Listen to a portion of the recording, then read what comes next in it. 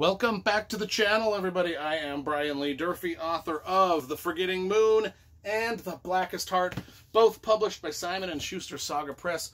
Today we're going to be reviewing The Stiehl Assassin, volume number 3 in the Fall of Shinara by Terry Brooks.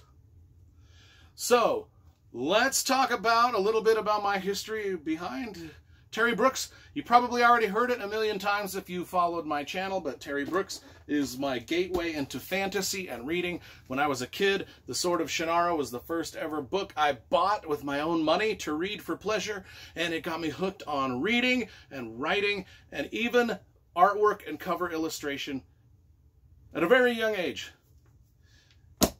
Also, I have met the man multiple times, and most of my Shannara books have been signed by Terry Brooks multiple times. Not only that, but Greg and Tim Hildebrandt, the guys that did the cover, signed too. So, not only that, but let's just take a look at the rest of my Shannara collection. I've got the entire collection of Shannara novels right there. And maybe if you want to watch, I do I've got a video specifically dedicated to all the Shannara books. And you can find those on my channel. Just type in, I've got a lot of Shannara reviews. I've got probably maybe a dozen different reviews on Shannara related things on the channel. Just type in my name and Shannara, they will all come up. Let's talk about book number 3, The Stiehl Assassin. We always talk about the covers first because I love graphic design and cover art. Again, we get a great cover by the illustrator Mike Bryan, who did the other books in the series. This is book 3. We've got book 1, 2, and 4 over here, and they all have got spectacular covers by the same illustrator. And Dave Stevenson, the art director at Del Rey, did a great job keeping the look of all 4 books consistent with the covers, the typeface, and most importantly, the spines all look really good together. So, A+ on that, right? Okay, let's get into book 3. You know, this Fall of Shinara 4-book series, it's the end of the Shinara saga, and I can feel the emotions already, because I know when I read and review the very last book, I know that it's going to be the very last Shinara book that I'll ever get to read, especially since the first ever book I ever read was a Shinara novel. Now, some 30-odd Shinara books later, the saga is coming to a close, and I can feel that it's going to bring up a lot of emotion in me, so we will wait till that review comes. For now, let's talk about book 3. Again, it leaves us with all of our favorite characters from the first 2 books. The Scar Invasion. Now, a little history on the world of Shinara. It's kind of sort of a post-apocalyptical Earth that has turned into sort of a medieval society with remnants of our technology sort of scattered about here and there. And that's what we've been dealing with for 30-some-odd Shinara books. Now we've got the Fall of Shinara, and an outside force of invaders is coming to Shinara. Like I said, it's a post-apocalyptical Earth. So far, every story has taken place sort of, kind of up in the Pacific Northwest, if what Terry Brooks says about this is correct. He says that he kind of pictured the Pacific Northwest as the landscape for this, and this is where it takes place. Post-apocalyptic Washington, Oregon, what have you, Montana, Vancouver, Canada, that kind of a landscape.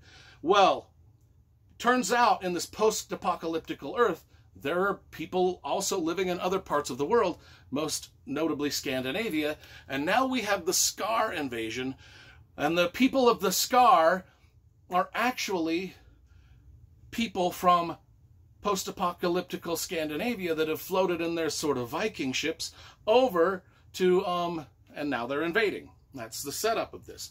And they've got a prince who is one of the great characters in the Shinara lore, and that's Prince Agin, A-G-I-N. She is a Scar warrior princess. She is one of the great characters. I love when she's on scene, especially her relationship with Darkon Lay, who is If you know the House of Lei, they are one of it's Leah. They are one of the big sort of multi-generational players within the Shannara saga. Darkon Lei gets involved with Ajin, the Scar Princess Warrior, and their relationship propels the book and propels plot points of the book. We've also got Darkon Lei. No, we've already talked about Darkon Lei. Drisker Ark, the Druid, and he's going around with the brother and sister duo of Tarsha and Tavo Kanan. And these, Tarsha is a girl, and she's kind of got the wish song powers, and Tavo is just a straight Ted Bundy type serial killer bad guy. He ain't no good. And now Tavo, and we find out through the first couple books in the series that Tavo just ain't no good. And he's on a dark quest, and will he be redeemed? Will he be redeemed?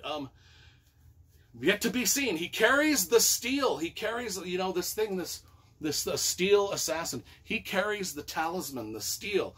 It's Stiehl.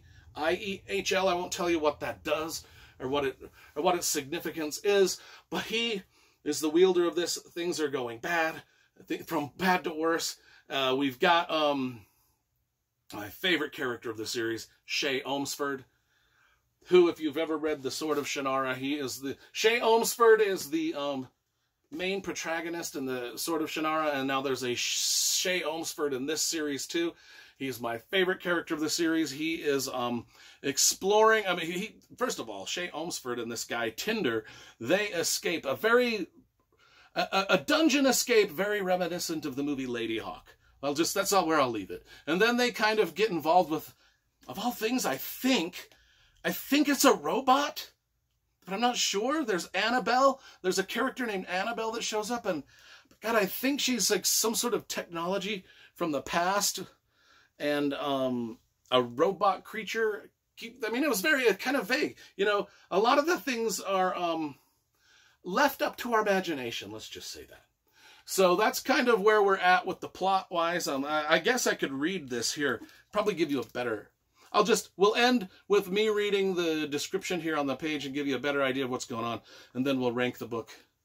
The Scar have arrived in the Four Lands, determined to stop at nothing less than all-out conquest. They badly need a new home. Apparently Scandinavia is all... So they came over to America. But peaceful coexistence is not a concept they have ever understood. An advance force under the command of the Mercurial Warrior Princess Ajin has already established a foothold. But for now, the full Scar army is on the march, and woe betide any who stand in their way. So yeah, the Scar invasion. I mean, that's a big deal. But perhaps the Scar victory is not quite a foregone conclusion, as everyone assumes. The Druid Drisker Ark has freed both himself and Castle Paranor from their involuntary exile. Drisker's student, Tarsha Kanan, has been reunited with Darkon Lei, chief defender of what was left of the Druid Order, and is learning to control her power of the wish song magic. Anyway, yeah, I kind of got it right. I kind of got everything right. Anyway, Tavo, Tarsha's brother, who's the bad guy, he's just a bad guy. I'm not going to read the rest. I give 8.5 out of 10. I love me some Shannara. So we've reviewed book 1, book 2. We've now reviewed book 3. And then look forward to my review of the final Shannara book coming soon. I cannot promise if I will cry or not cry in the review of this book.